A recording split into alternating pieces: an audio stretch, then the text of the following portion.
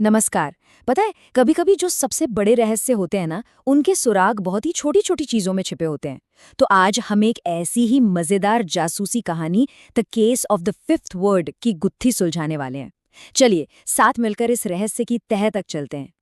तो सोचने वाली बात यह है कि क्या एक छोटा सा बच्चा, एक स्कूल का लड़का, वो केस सॉल्व कर सकता है जिसमें बड़े बड़े पुलिस वाले भी उलझ गए हैं? यही सवाल इस कहानी का सेंटर पॉइंट है और हमें सीधा इस मिस्ट्री में खींच लेता है। तो हर अच्छी जासूसी कहानी में एक हीरो तो होता ही है। चलिए मिलते हैं हमारी आज की कहानी के इस छोटे से लेकिन जबरदस्त जासूस से। तो ये है एनसाइक्लोपीडिया ब्राउन, अमेरिका के एक शहर आइडाविल में रहने वाला एक छोटा सा लड़का। और इसके पिता वो शहर के पुलिस चीफ हैं। पर सबसे इंटरेस्टिंग बात यह है कि अपनी कम उम्र के बावजूद वो अक्सर अपने पापा की मदद करता है, वो भी ऐसे केस सॉल्व करने में जिन्हें पुलिस भी मुश्किल मानकर छोड़ देती है। अच्छा, एक मिनट। इंसाइक्लोपीडिया उसका असली नाम नहीं है, ये तो उसका निकनेम है। निकनेम मतलब प्यार से रखा गया नाम। जैसे घर पे नहीं बुलाते छोटू, गोलू, बस वैसे ही।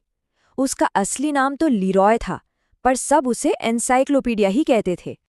अब सवाल ये है कि उसे इतना अजीब सा नाम मिला क्यों? क्योंकि उसका दिमाग एक चलती फिरती एनसाइक्लोपीडिया जैसा है। मतलब एक ऐसी किताब जिसमें ए से लेकर जेड तक हर चीज की जानकारी हो। लिरॉय का दिमाग भी बिल्कुल वैसा ही था, फैक्ट्स और इन्फॉर्मेशन से एकदम भरा हुआ। तो होता ये था कि जब भी चीफ ब्राउन किसी मुश्किल केस में फंस जाते थे ना, तो वो उसे घर ले आते थे, सीधा डिनर टेबल पर डिस्कस करने के लिए।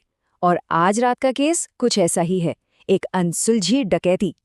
तो केस ये था, दो क्रिमिनल्स, टिम नोलन और डैनियल डेवनपोर्ट, ने बहुत कीमती गहने चुराए थे।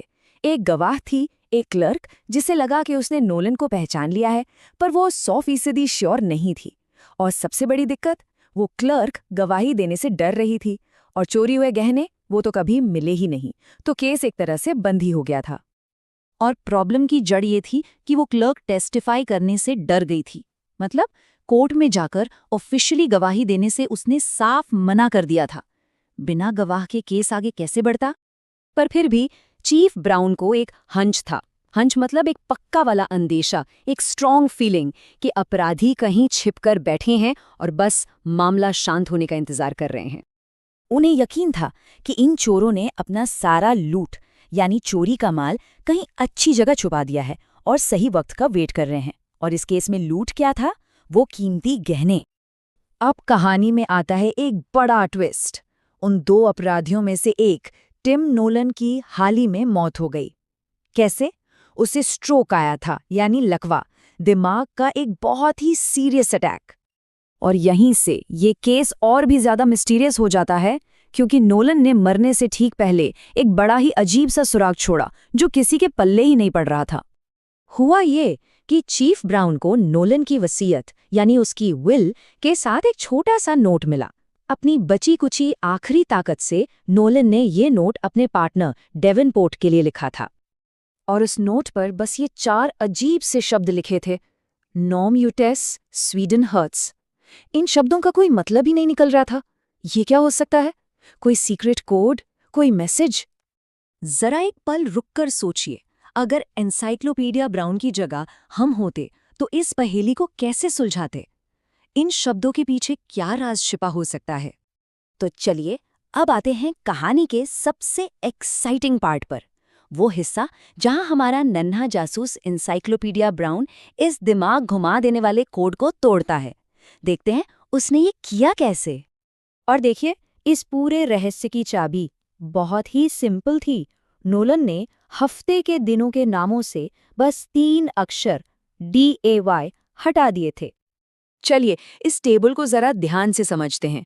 नोलन ने हर दिन के नाम से डे हटा दिया, तो मंडे से डे गया तो बचा मॉन। अब क्योंकि वो मरते वक्त लिख रहा था तो हाथ कांप रहा होगा, तो मॉन के अक्षर उलट पुलट होकर बन गए नॉम। देखा? ऐसे ही ट्यूसडे से डे हटा तो बचा ट्यूज, जो गड़बड़ी में लिखा गया यूट्स। वेंसडे का वेडनेस बन गया स्वीडन, और थर्सडे का थर्स बन गया हर्ट्स। क्या कमाल का कोड था! लेकिन रुकिए, कहानी अभी खत्म नहीं हुई है। इन 4 शब्दों को डिकोड करना तो बस आधा काम था। असली राज तो उस शब्द में छिपा था जो लिखा ही नहीं गया था। तो अब आता है सबसे ज़रूरी सवाल। अगर कोड में मंडे, ट्यूसडे, वेडनेसडे और थर्सडे हैं, तो इस सीक्वेंस में अगला दिन यानी 5वां दिन कौन सा होगा? वही 5वां शब्द खजाने का पता बताएगा। चलिए इसे स्टेप बाय स्टेप सॉल्व करते हैं। स्टेप 1, सीक्वेंस में अगला दिन है फ्राइडे। स्टेप 2, अब फ्राइडे में से भी वही 3 अक्षर निकाल दीजिए, DAY। तो क्या बचा? स्टेप 3, फिर, FIR, फिर। वो अनलिखा 5वां शब्द है फिर। और बस केस सॉल्व हो गया। फिर का मतलब था फिर ट्री यानी देवदार का पेड़। पुलिस को वो सारे गहने नोलन की नर्सरी में एक बड़े से गमले के अंदर दबे हुए मिले, जिसमें एक छोटा सा देवदार का पेड़ लगा था, बिल्कुल वैसा ही जैसा एनसाइक्लोपीडिया ब्राउन ने सोचा था। तो ये कहानी हमें दिखाती है कि कभी-कभी सबसे मुश्किल पहेलियों का जवाब हमारी आंखों के ठीक सामने होता है, बस देखने का नजरिया चाहिए। अब जाते जाते एक सवाल, अगर अक्षरों को हटाकर ऐसे सीक्रेट मैसेज बनाए जा सकते हैं, तो और कौन-कौन से मजेदार कोड बनाए जा सकते हैं? इस पर सोचिएगा जरूर।